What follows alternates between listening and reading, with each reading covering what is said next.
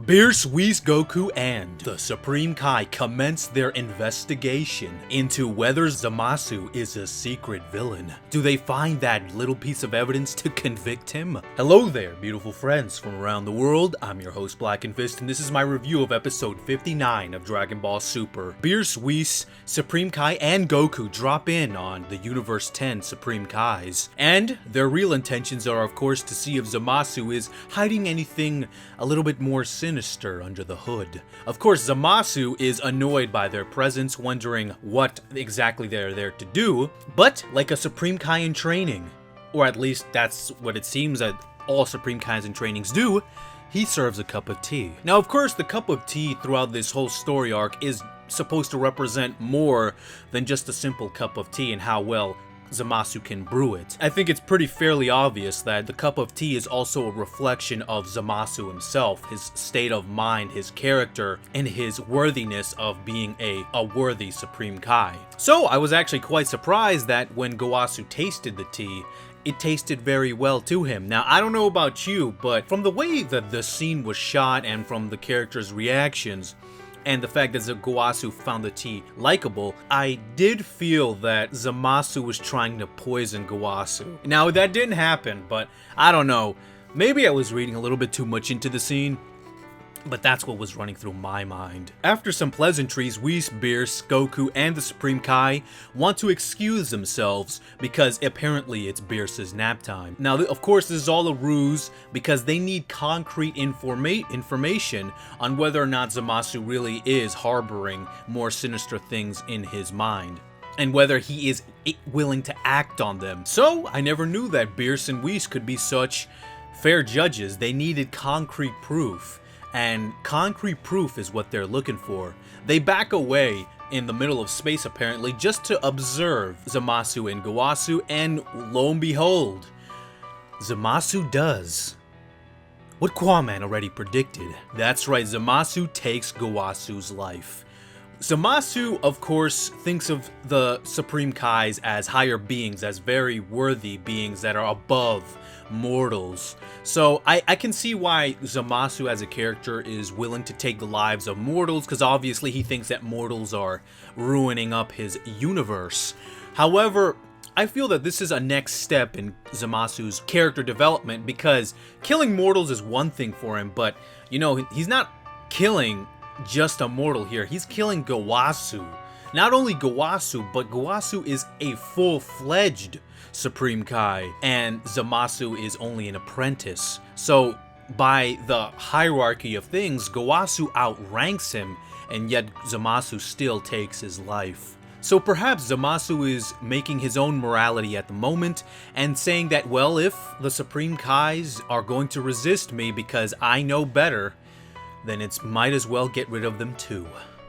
I think that's the road he's going down. After witnessing the murder of Gowasu, we see Whis do his little time manipulation technique. That kind of technique is extremely powerful. I mean, if he could just reverse time at any whim, that could potentially resolve almost any conflict that they might get into in the future, so I'm pretty sure there has to be some limitations to that. Of course, one of the limitations is that he can only do it for 5 minutes in the past.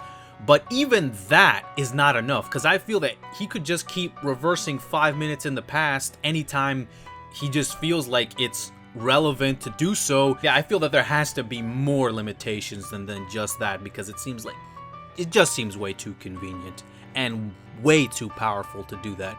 Regardless, it was really cool to see Whis use this technique, but one funny thing I really liked, the way they stopped Zamasu was with a Kitten oven mitt. Now, I think obviously the Kitten oven mitt has otherworldly properties. What properties those might be, who knows? Boy, did I love this confrontation, catching Zamasu right in the act. And one thing I just found so funny, and Zamasu, you're an idiot, is that, of course, Zamasu has the Kitten oven mitt on his hand, and of course they're like, Zamasu's trying to kill you, Gowasu, here, look, and then they get rid of the oven mitt, and then he has that energy blade, and I'm like, Zamasu, why didn't you just turn off your energy blade so that you don't look like you're caught red-handed with the gun? Because this is essentially what it was. It's like, he has a gun.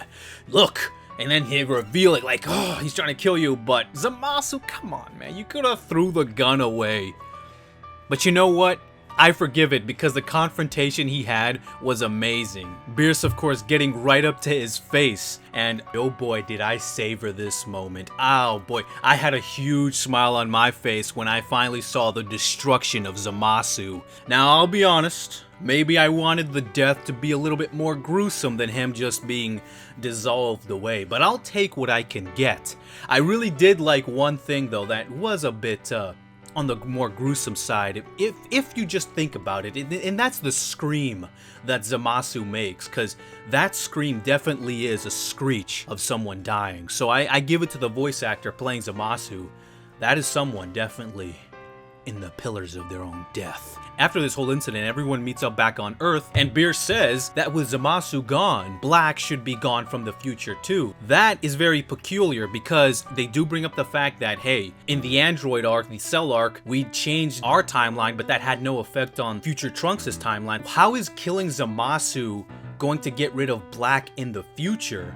Because we still don't know all the details of Black, unless, of course, he's a god of destruction like I think he is, but that has not been confirmed yet. So, as far as the show is concerned, how is getting rid of Zamasu in the present going to get rid of Black in the future when we don't know the details of Black, Beerus doesn't know the details of Black, and we don't know the connection between Zamasu and Black? Now, of course, I suspect that Black is a god of destruction, but they haven't mentioned that in the show itself. They've only hinted at it very, very subtly. So I don't understand the logic there.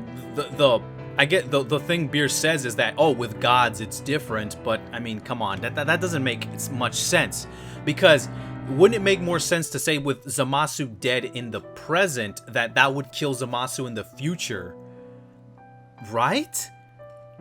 I don't know, man. This is getting really confusing, and honestly, I think speculating too much on it right now will probably lead us down rabbit holes that are probably incorrect.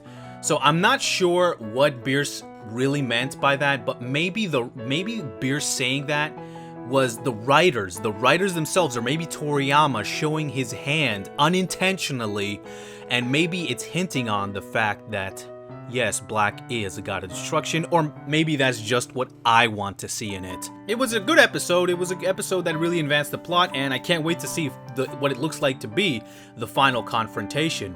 One more thing I want to add is we do see a little scene in the future of Zamasu and Black, and it looks like they're at some summer campgrounds house or something. I mean, it was hilarious. I kind of had a smirk on my face when I saw it. I'm like, when they were staying in a place like that.